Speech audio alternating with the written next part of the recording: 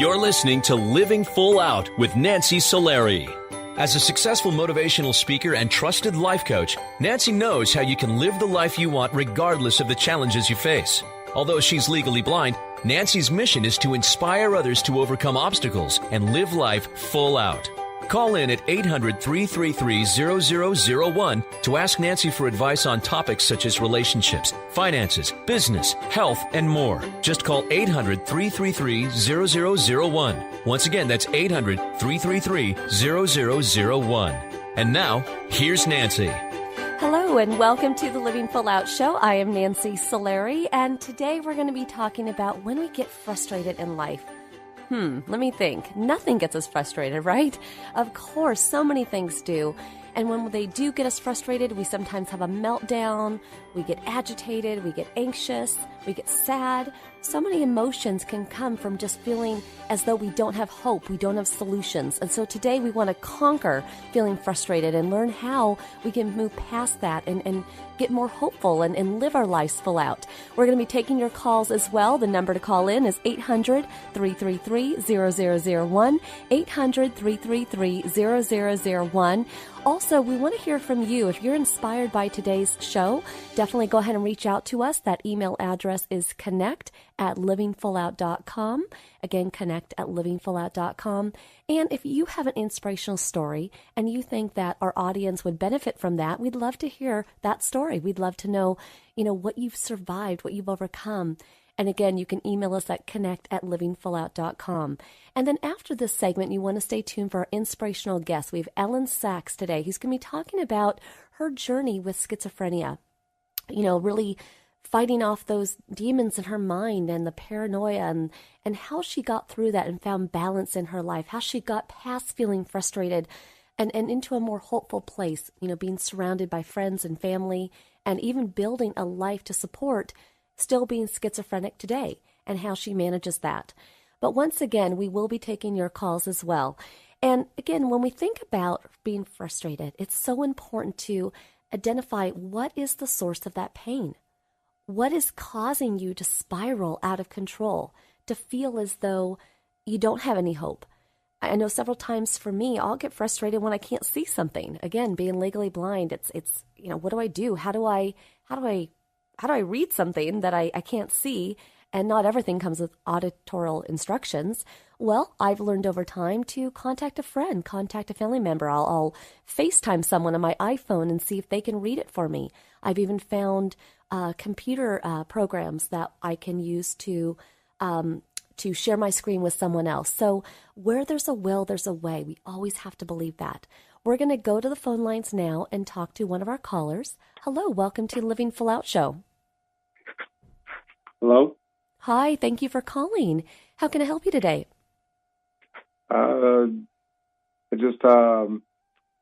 Me and my daughter always butt heads, and we hardly ever see eye to eye.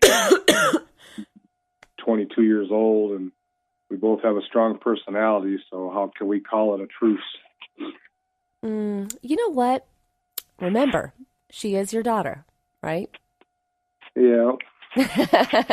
And so with the pride of all her good, we have to take pride of the times she challenges you. Where is it that you butt heads the most? Just about everything. Okay. And you laugh. The funny thing is you laugh when you say that. We give birth to children, and we hope that they're going to be these dreamy children that, will love us, adore us, and do everything we say. But the reality is, again, she's your daughter. And like in any relationship, we know where to push people's buttons. We got their number, right? And over time, she's figured out where she can kind of poke you and test you. And you got to love her for that, But at the same time, I think the one thing you want to be able to do is have a heart-to-heart moment. Amongst the frustrating moments where you just are going to lose it maybe, you want to yell at her, but you don't. You want to be honest with her. You want to sit down, even because of the age difference. She's obviously younger. She doesn't have maybe the maturity yet to see what you do see. You kind of have to sit down with her and just be honest. And I always tell people, speak in I phrases. Rather than talking down to her, talking at her, tell her how things make you feel. When we fight, I feel frustrated because I feel sad because maybe you feel sad because you've let her down, or maybe you feel as though she doesn't get you. If you talk in I statements, she can't debate that. Do you see what I'm saying? Why people kind of butt heads is because they feel as though they're being confronted. They're debating. There's conflict. Does that make sense? Yeah. So I would absolutely just, the next time things flare up and you're kind of in that moment, do the best you can to speak in those I statements so that she understands how you feel. Try to have your composure inside and get through it. But that's just part of life. You know, I so many parents have the same battle, but as long as there's love there, and as long as you continue to tell her that you love her, I think she'll come out of this phase that she's in. Okay? Okay. Thank you for calling in. What a great appreciate it. You're very welcome. Thank you. I mean, All what right, a have great a good day. question. Thank you. What a great All question right. he asked. I mean, it's one of those things where sometimes we don't know what to do. We get into these moments where it's just like, I just want to scream, and I want to take something out on something, but we usually take it out on someone. So we have to be careful to almost compartmentalize our life a little bit. When things are frustrating, put them in a bucket. But don't let that bucket overflow into your friends, your family, your work, even your own personal time. Let there be this frustration bucket where you put things when the iPhone doesn't work, the computer doesn't work, when people don't agree with you, when the to-do list is too long, when people have let you down, take it to the bucket. Okay? And sometimes somebody might say, well, Nancy, that's easier said than done. Well, yes, it is. But remember, I've said this many times on different shows, you are the captain of your ship. So you can let things overpower you. You can let people talk down to you. You can let events in your life spiral you out of control and make that frustration go into a place further than it needs to go in terms of giving it power. Or you can say, you know what? This is a moment where I'm about to scream. However, I'm going to follow Nancy's advice. I'm going to take this frustration, put it in the bucket. I'm going to manage this frustration. I'm going to not allow myself to get out of control. And when you do feel as though you're going to spiral out of control, that's when you call into this show. We always want to hear from you. Or you turn to a friend or a family member. I think it's important to look at in life the relationships that we have. For example, somebody in your life might be the person you turn to when you're having a technology challenge. Somebody might be the person that you turn to when you're sad and you just need a sounding board. Somebody might be the person you turn to when, you just need to laugh and be silly and then there's on and on and on, different people that we might turn to. Don't turn to people who aren't, like the technology person may not be the person who's going to give you empathy. You have to choose the right people in your life to turn to when you get frustrated, when times get tough. But if you do that, I promise you, you will be able to get past that time that you are so anxious and upset, because life is worth living. Life is truly a great ride, but it's going to have bumps. It's going to have twists and turns. I don't know how many of you have been to Disneyland recently, but there's a ride there called Mr. Toad's Wild Ride. And in some ways, that's what life is like. You're constantly turning, quick turns, and it's not a dangerous ride. Life is going to have its times where we're going to get frustrated, but we can handle these. We can manage these. And it's just about taking control, stepping out there, knowing with determination and confidence that you can get over that hump. And when we look at the different people that call into the show each week, we hear a lot of people that are frustrated.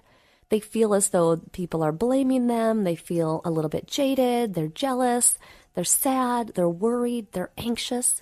And all of that is a lot of times kind of like when you take those emotions, it's like a soda can, right? You take that soda can, you shake it really, really fast, and when you pop that top, it explodes, right? That feeling is the feeling when you're frustrated. So don't shake the can. Don't give that emotion, don't give that event, what somebody says, what went wrong, don't give it that much power. Rather than shaking the can, put the can down. And allow yourself to be free, to know that you got this.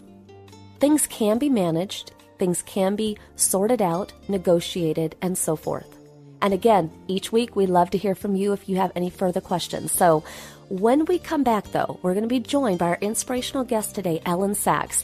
She's been talking about her journey with paranoid schizophrenia, which honestly is just such an amazing journey that she's going to take us and teach us what she's learned over these years. Stay tuned. We'll be right back.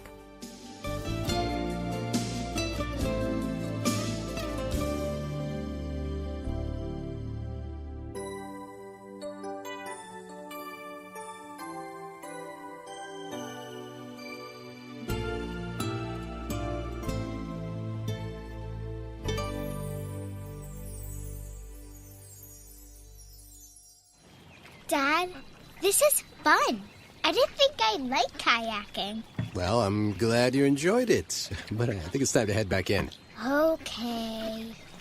Can we come back? Sure. Tomorrow? Let's check with Mom. Hey, be careful getting out of the boat. It's a kayak, Dad. I'm gonna return the kayak. Just make sure you have everything. Yep. Can we walk home? How about a taxi? 233 North Maple, please. It's a short fare from your neighborhood to your naturehood. Visit discovertheforest.org to find a neighborhood park or green space near you. Also, find fun activities to do like boating and biking or camping and hiking, plus much more. It's all right in your naturehood. Best day ever. A public service announcement brought to you by the Ad Council and the U.S. Forest Service. Don't you wish that getting your child to eat right, move more, and spend less time in front of a screen could be as easy as pushing a button? It might not be that simple, but you do have more power than you know. And you can maximize that power with proven strategies, tips, and tools from the National Institutes of Health's We Can, or Ways to Enhance Children's Activity and Nutrition program. We Can offers all kinds of resources, including fun recipes and activities the family can do together to show you the way to live a healthier lifestyle. We're not saying it's easy. We are saying that it can be done. Take the first step today. Call 1-866-359-3226 for a free We Can Parents Handbook. And be sure to visit the We Can website at wecan.nhlbi.nih.gov for free information too. A message from the U.S. Department of Health and Human Services. Today, my new dad and I shot off a rocket in the park. Today, my new son and I failed to shoot off a rocket. He knew exactly what to do. I had no clue what I was doing. We set up the rocket. Hit ignition. And then nothing. Sometimes I laugh when I'm frustrated. Then out of nowhere, the rocket launched into the air. The rocket did get into the air. I've never seen anything fly so high. And then crashed into a kite. Look out! Look out!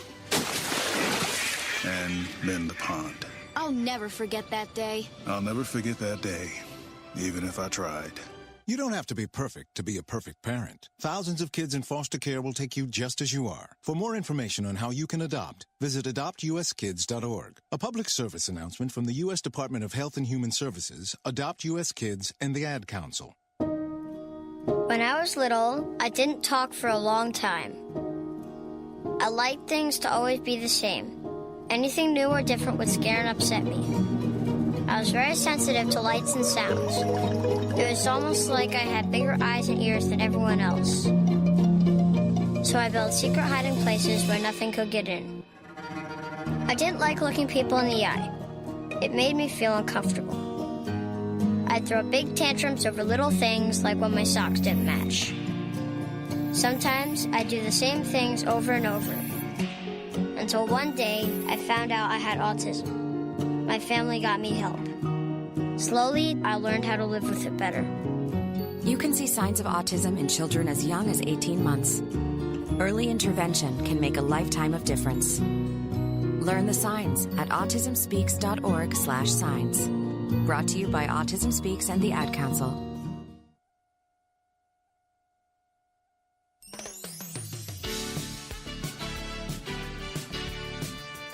You're listening to Living Full Out with Nancy Solari.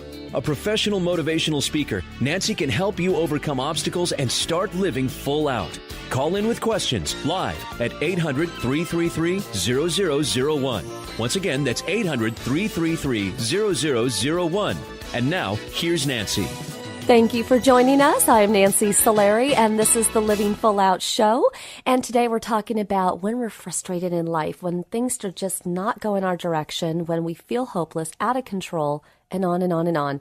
We've all been there. We've all shared that emotion, and our inspirational guest today, Elyn Saks, is no stranger to being frustrated. Her journey has been living with paranoid schizophrenia, and she has that still today, but she manages it. How does she do that?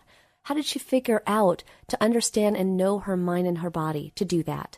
So first of all, I'd like to welcome Elyn to the show. Thank you, Nancy. Glad to be here. Absolutely. You're just so much fun. I should tell everyone. I mean, Elyn is just really an amazing person. More than I can share with Elyn on another show, because you're impressive. But let's talk about schizophrenia. So I know when you were a child, you had, many different signs. I mean, you weren't obviously necessarily diagnosed as schizophrenic as a child, but you had, different signs that could have been, seen as kind of some grandiose thoughts. Can you share with us about those? Sure. I think as a kid, I had not so much grandiose thoughts. I had obsessions and phobias. I was kind of really scared of hair, for example, and night terrors.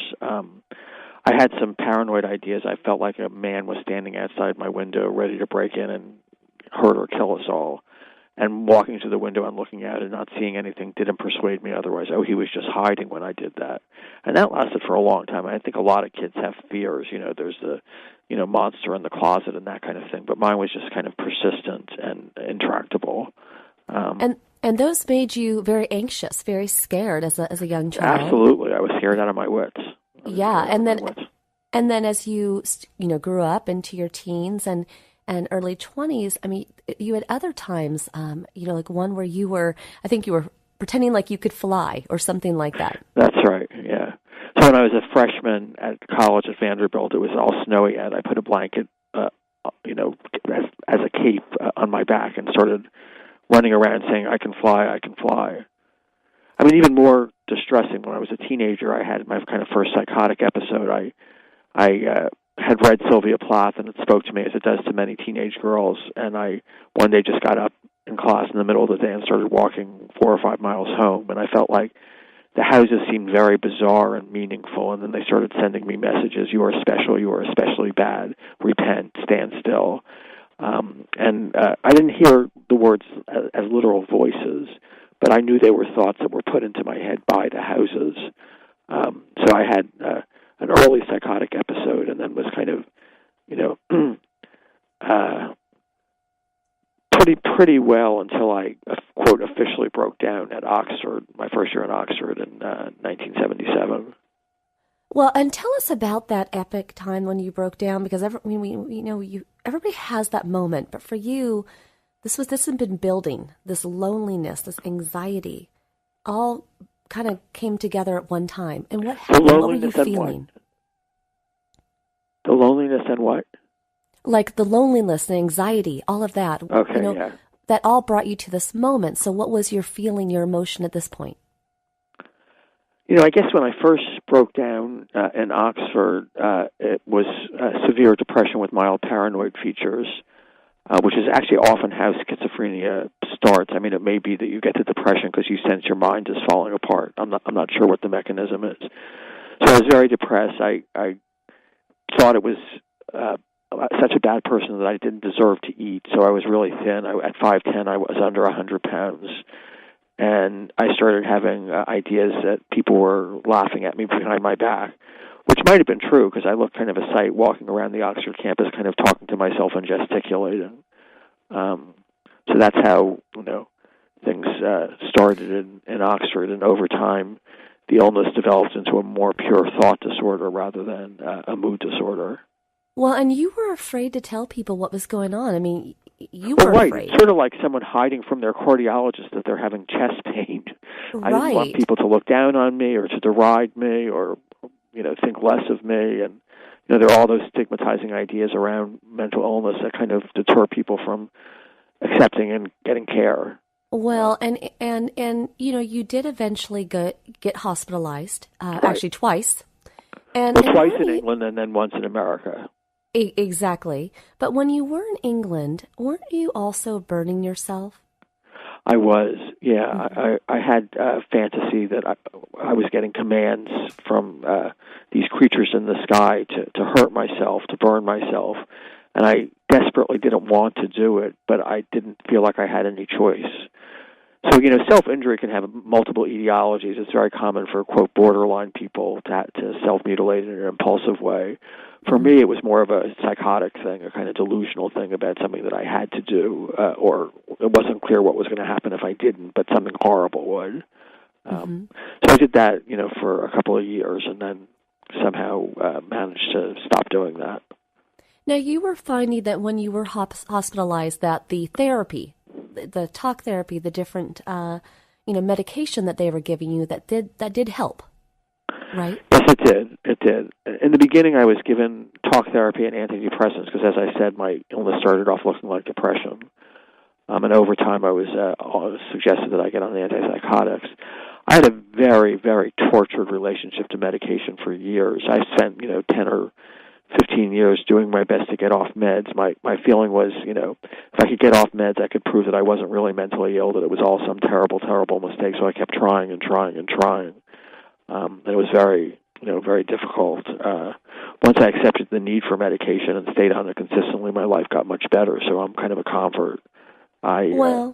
And back at that time, being mentally ill was not, that was kind of a little bit taboo. No one really wanted to say it. I mean, we're still learning, we're still growing even today, right. into that world and being educated. When I look back on the episode I had as a kid with the houses, I sort of regret that my parents didn't see that I could have used a kind of robust mental health treatment even then. But it was a different day and time. People didn't have mental illness on their radar screens the way they do today.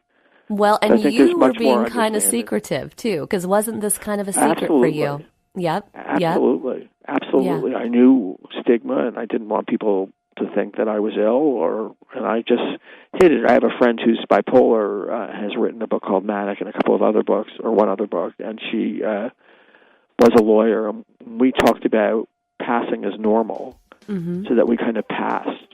And although in this day and age, what does normal even look like anymore? But Elyn, I want you to stay with us because we do have to take a commercial break. Okay. And we're going to come back and hear more about Elyn's story after the break. Again, we're with Elyn Saks, and this is the Living Full Out Show. We'll be right back after this break.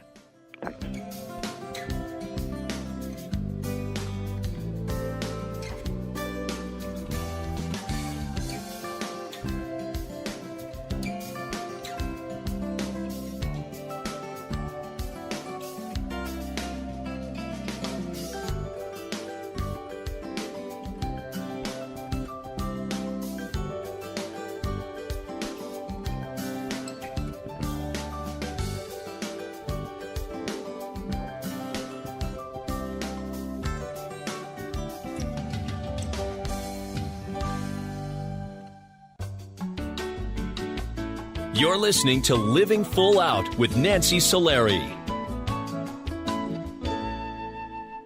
There are many sounds in your day-to-day life. There are sounds that wake you up. Sounds that make you smile. Sounds that energize you.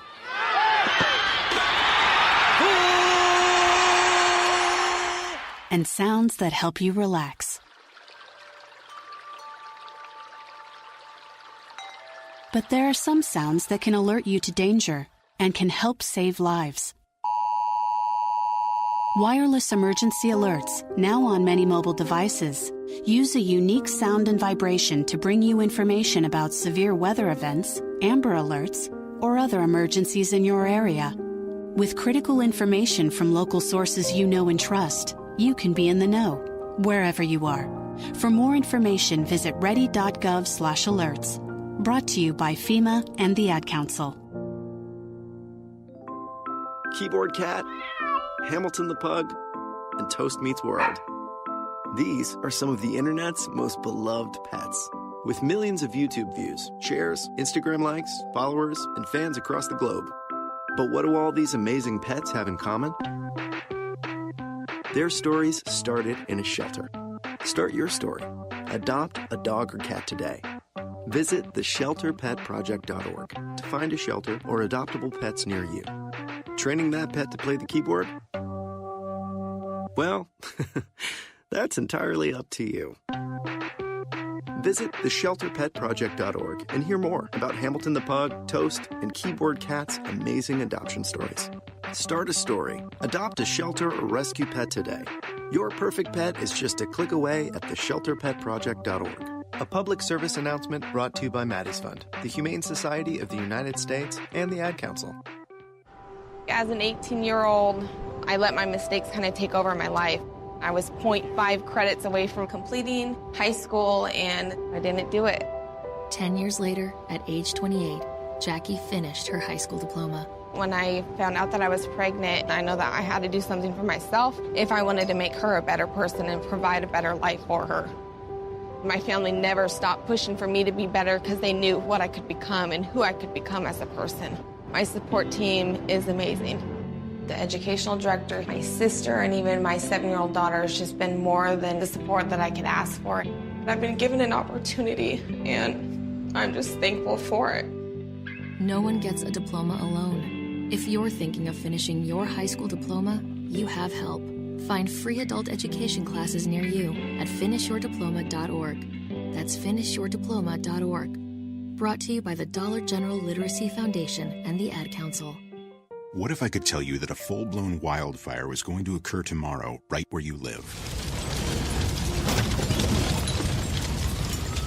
Tell you exactly which neighborhoods it would engulf and how fast it would do it.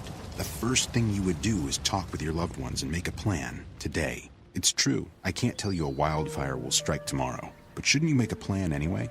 Go to ready.gov/communicate and make your emergency plan today. Don't wait. Communicate. Brought to you by FEMA and the Ad Council.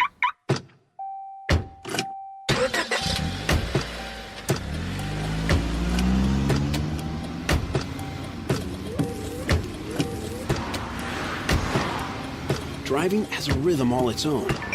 Don't wreck it with a text. Before you get behind the wheel, silence your phone. Or better yet, designate a texter.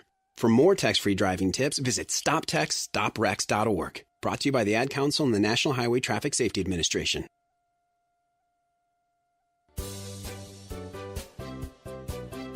You're listening to Living Full Out with Nancy Solari. As a trusted life coach, Nancy will help you overcome setbacks and embrace all life has to offer. Call in with questions live at 800-333-0001.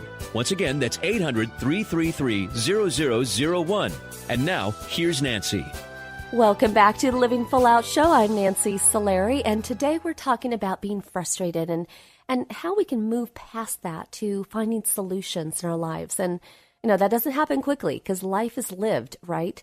And right now, our inspirational guest today, Elyn Saks, is talking about living with schizophrenia and what that's been like for her over the years and even where she is today, which we'll get to shortly. But I'd like to welcome Elyn back to the show. Hello. Thanks, Sue. Thanks for having me. Hi, how you doing? Good. So I want to kind of take a jump now because, you know, you had been hospitalized in England when you were there, and then you came back to the States, and that's when you were hospitalized again. But can you share with us what occurred for you, the time with your classmates when you basically got, you know, told you need help, you need to go to the hospital when you were back in the States? What led up to you getting hospitalized? So it was like the 7th week of my first semester at the Yale Law School, and I started decompensating. And the kind of episode that triggered the hospitalization was I had invited 2 of my classmates, Rebel and Val, onto the roof of the Yale Law School library, which was a flat surface. It wasn't slanty or dangerous to be on or whatever. And I started gibbering and acting out of control. I was waving my arms and singing songs and dancing, and had a lot of delusional beliefs, like I'd killed people with my thoughts, and there were beings around us that were trying to hurt us, and my friends got kind of scared and said, "Are you on drugs, Elyn?" And I said, "No." And they tried to call my professor, or actually they called student health. I'm not really sure what happened with that, but my thing, so psychosis involves delusions and hallucinations, but it also can involve disorganized or disoriented speech. So one of the sentences I said on the roof of the law school was, "Rebel and valid, are you having the same experience I am of words jumping around the pages of our cases? We've got a case to joint. I don't believe in joints, but they do hold your body together." So words that are loosely associated but put together make no sense. So I went home that night. Next morning I went to my professor to ask for an extension on our paper and started gibbering again, and he brought me to the ER. And that's when one of the disasters of my treatment life happened, which was that I was mechanically restrained, which scared the wits out of me. I mean, I screamed at the top of my lungs. I didn't know what was happening, what they were doing. And Elyn, it's we've seen that in the movies, right? And now here you were living it. And you were even saying that you saw a gal looking at you through a window, right? Yeah. I mean, it's... Yeah, I actually have a friend at my analytic institute. Unfortunately, he passed away, who had been in the TV and movie industry and wanted to do a show on mental health. And he said, "I'd like to have one of the segments be on restraints. Would you be willing to undergo a recreation?" And I was like, "No, never." Yeah, that might cause me to have another episode. That would be scary. And one of my professors at the law school was a psychiatrist, and I told him I was writing a paper on restraints and how degrading and painful it must be. And he said, "Elyn, you don't understand. These people are psychotic. They're different from you and me. They don't experience restraints the way we would." I didn't have the courage in that moment to tell him, "No, we are not that different, and we do experience restraints the way you would." And how many of us walk around with those secrets? Probably many of us. Absolutely. We just don't express, what we're really going through. Also, I think one reason my book appeals to people is that almost everybody has some kind of challenge, whether it's mental health or alcohol, or a kid who got in an accident, or someone who has a physical illness or a divorce. I mean, most of us at some point in our life face difficult challenges. And I think it helps people to see someone who kind of comes out the other end okay. Well, I thought it was kind of interesting because after being hospitalized, when you were trying to go back to school, there was some sort of a rule, right? But you were smart. You outfigured the rule. So basically, Yale had a policy that you'd have to be evaluated by the head of university health psychiatry to be readmitted. So I went to the library. This is before the days of the internet, so I'm pulling books from shelves and looking at periodical indices, and there's an article by this guy, "Students withdrawn from school for psychiatric reasons, evaluating them for readmission. Questions you want to ask and answers you want to hear." So when I went into the interview, I was like totally well prepared. I bet. And again, everybody, I told you she's brilliant, right? So just another example there. And share with us, what was it? What were the ingredients? What were the three biggest things that got you to a healthier place? Because being hospitalized again, especially when you were in the States, that was very torturous. But what got you through? What was kind of that aha factor for you? I think there are three things. First, excellent treatment. I have 5-day-a-week psychotherapy and excellent psychopharmacology once a week. Again, I resisted medication for a long time, but now that I'm on it, and the combination with therapy has been incredibly important to my recovery. The second thing is wonderful and kind and supportive and helpful family and friends. These people give, a meaning and depth to my life, and they also serve as another set of eyes, so I can start decompensating and not really recognize it, and my friends can, and they can help me get through it. And then the last thing is a really great workplace. It's both very intellectually stimulating and also extremely accommodating and supportive. I like to say, my mind is both my best friend and my worst enemy when I'm working, when I'm constructing an argument or a counter-argument. The crazy stuff recedes to the sidelines. Sure. To the extent that I can say, keep myself focused. And I work 7 days a week. I believe that about you. You're a go-getter. I get that. Yeah. It's interesting. You've gone through so many phases of being lonely and anxious and hiding the secret and then telling people. And some might think, well, somebody with schizophrenia, that must be a lonely life and could be a lonely life forever. But you do have really good friends, and you're married. You found your husband, right, who today, is trying to learn what schizophrenia is for you. Yeah. And how important is it having that relationship in your life? Well, both friends and husband are incredibly important. And one thing that a lot of people with schizophrenia have a hard time with it, we divide symptoms of schizophrenia into positive symptoms like delusions and hallucinations, and negative symptoms like apathy, withdrawal, inability to work or make friends. So it's a challenge for some people to make friends, and it's even more of a challenge to be in a romantic relationship. And sometimes people say to me, how do you do it? I can't do it. How do you do it? And I say, I don't really know, but try to be a really good friend to other people, and then they'll probably be a good friend back to you. I went for 18 years not dating. I had a couple of dates in the middle of the 18 years. I dated normally in high school and college, and when I became ill, that went by the wayside. I think I was too tormented by internal demons to be able to have that in my life, and I had the usual psychological mishigas.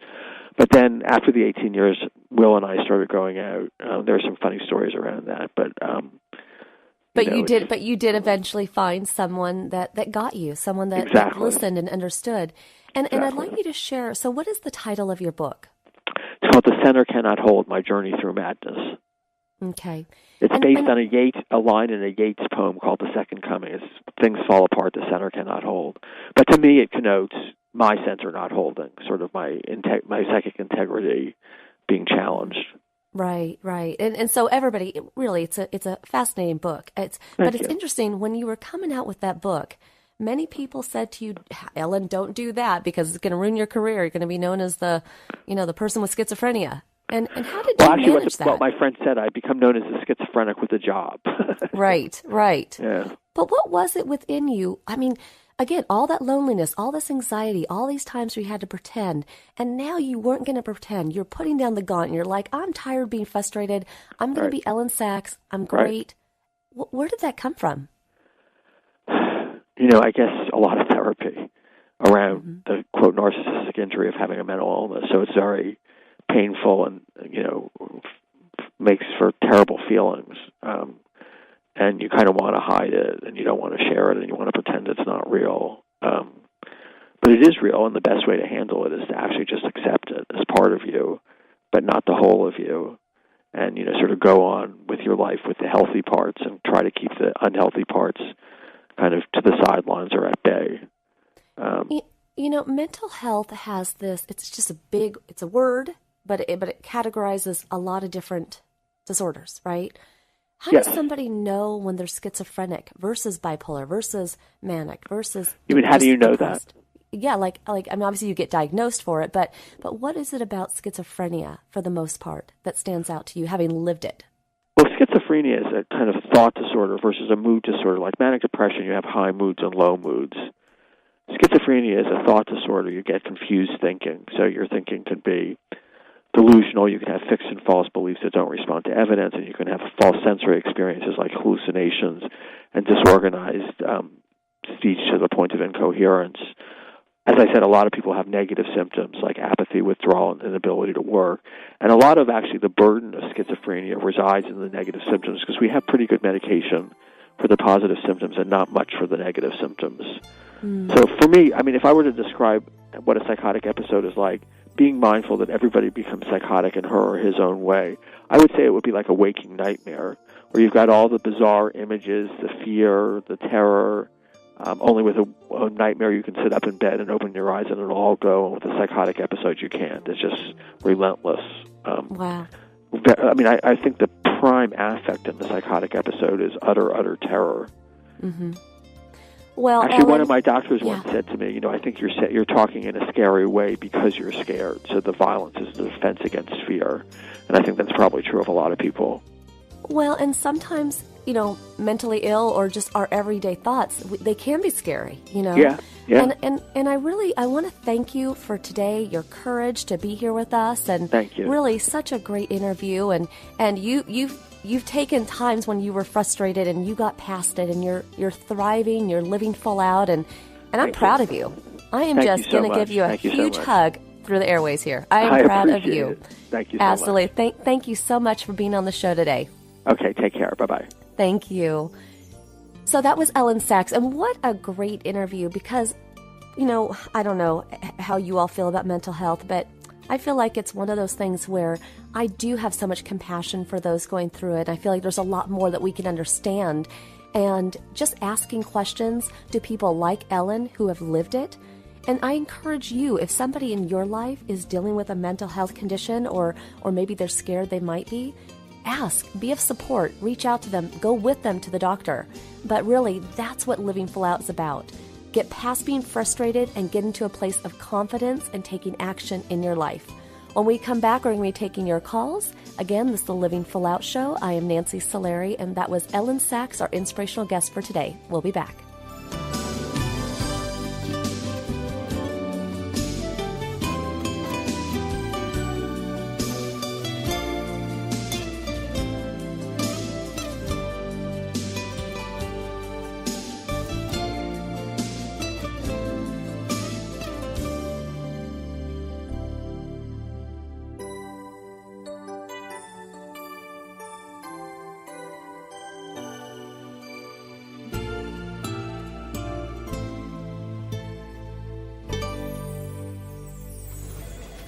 Well, Jason, I've got to tell you, you're pretty much everything this company is looking for in an entry-level candidate. Great. Your resume isn't quite what we're used to, but you've got a fantastic work ethic. Thank you.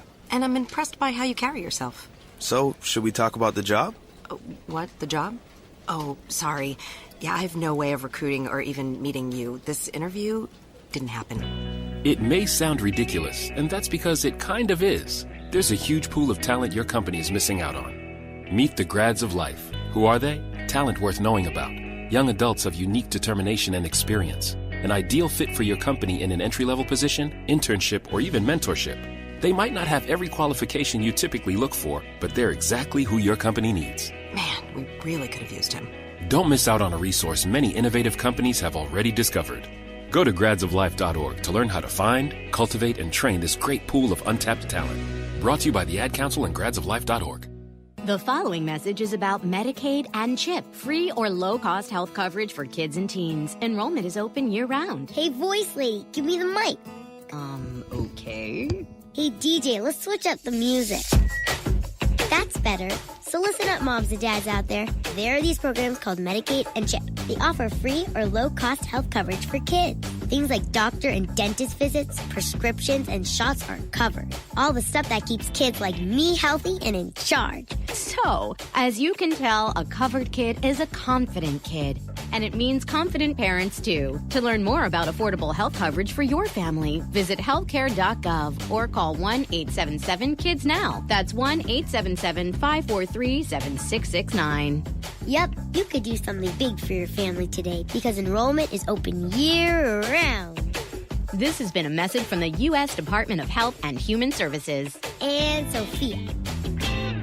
They're gonna jump out of trees. You can't stop them. They'll go down the slide head first. They'll make parachutes out of sheets.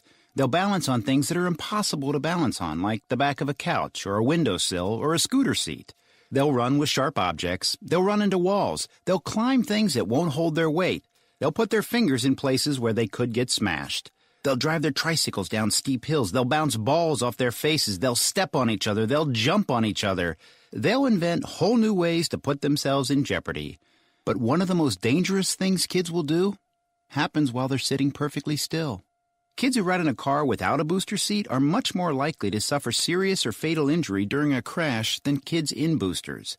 But amazingly, 80% of all kids who need them aren't in them. After a toddler seat and until they're 4'9", booster kids, and don't let them down. Go to boosterseat.gov to learn more about the importance of boosters. A message from the U.S. Department of Transportation and the Ad Council. Hey, Nick Cannon here. So we all know we've got a lot of talent in America. But unfortunately, there's something else we've got way too much of. Childhood hunger.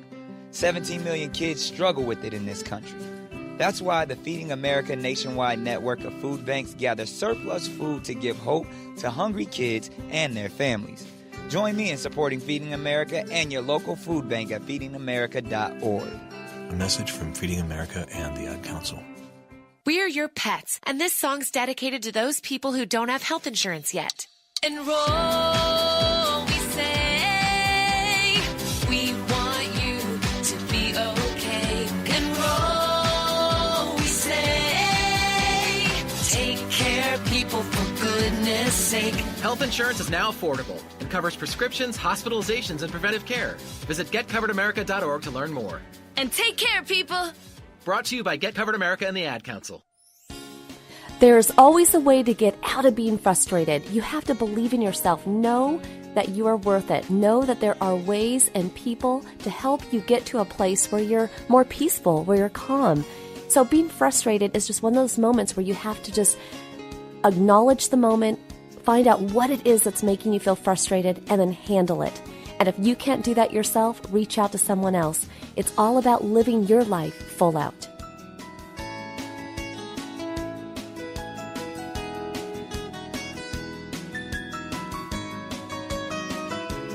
You're listening to Living Full Out with Nancy Solari. As a certified life coach, Nancy can help you to overcome challenges and start living full out. Call in with questions live at 800-333-0001. Once again, that's 800-333-0001. And now, here's Nancy. Welcome back to Living Full Out Show. I'm Nancy Solari, and wow, what an amazing show. Elyn Saks, our inspirational guest, really touched me, and today we're talking about frustrations. How do we get past those? How do we get out of the place of being anxious and fearful and hopeless into a place where we're confident, where we have control, where we're living full out in life? We're going to go now to one of our callers and check in with them. Hello, welcome to Living Full Out Show. Hi, Hello. Welcome to the show. Thank you. What can we do how can we help you today? I'm having a little bit of transition issue. I have a mother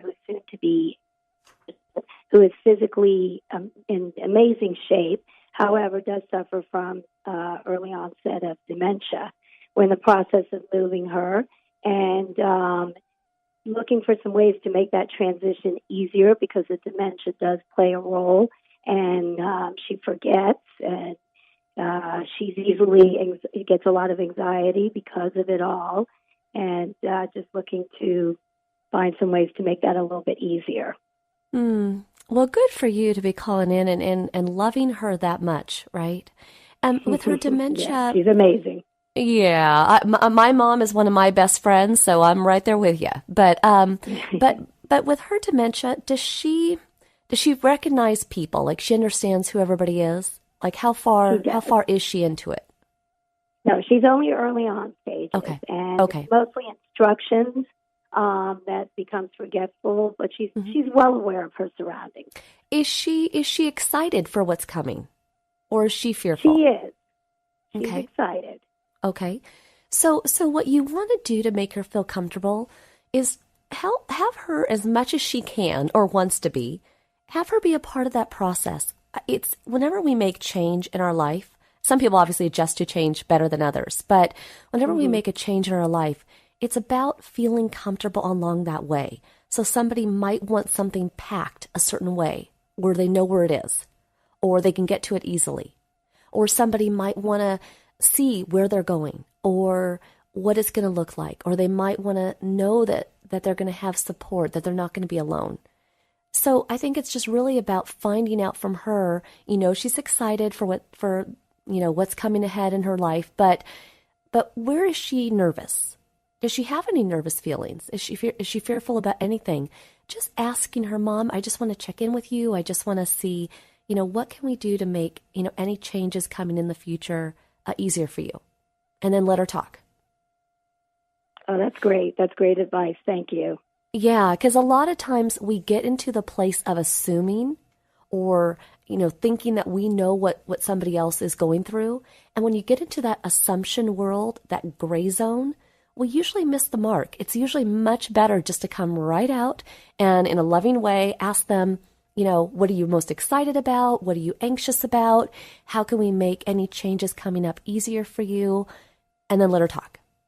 And I promise you she's going to, she's going to say things to you that are just going to sometimes reveal things you didn't know. And in other cases, maybe just confirm that she's okay. And now you don't have to carry that burden. Perfect. Yeah, right? Yeah, yes, definitely.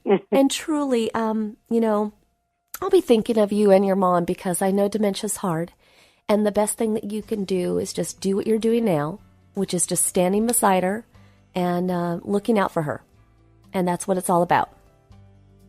Well, thank you very much. You're very welcome. Thank you for calling in. So all of our callers today, just really great questions, and our inspirational guest, Elyn Saks, as well, sharing with us about her journey with schizophrenia. Being frustrated can be overcome. It doesn't have to be a life sentence. It's in the moment kind of a feeling. And you have to get yourself over that hill, around that bend, under that rock or whatever it may be. Get yourself around it, over it, to a place where you're not so stressed, where you're not so frustrated. And again, every week I tell you guys, call into the show. We want to hear from you. You're not on this journey alone. The Living Full Out team, this is what we do each week so that we can be here to motivate you, empower you, and give you suggestions so that you can move forward and take action in your life. I want to thank our guest today, Elyn Saks, for being so honest and vulnerable in sharing her story about schizophrenia and what that looks like, and giving us really great lessons that we can take with us. All of our callers too, just stepping out there and saying, I want change in my life. I want to get past being frustrated. I want to feel alive. I want to feel free. I want to live full out. And that's what it's all about. I also want to thank our Living Full Out family here. We have Mindy and Rich and Sam here in the studio, everybody, who puts this show together each week. It's all because we want you to live a life of purpose. We want you to take action in your life. We want you to be a leader in your life. And most of all, build that strong community of supporters. Living Full Out is not done alone. You don't have to be frustrated alone. You don't have to be fearful or anxious. You can just live your life, and when you need the support, reach out to us. Also, there's many, many resources out there for those who are dealing with mental health conditions. I know our guest did allude to that earlier, but I want to make sure that if you do need some resources, reach out to us. Again, our email address is connect@livingfullout.com. We'd love to hear from you. Let us know if you have an inspirational story you want to share. And last of all, if you want to hear this show again, go to livingfullout.com, click on the radio show tab. This show and all of our episodes will be waiting there for you. Thank you for listening, and here's to you living your life full out.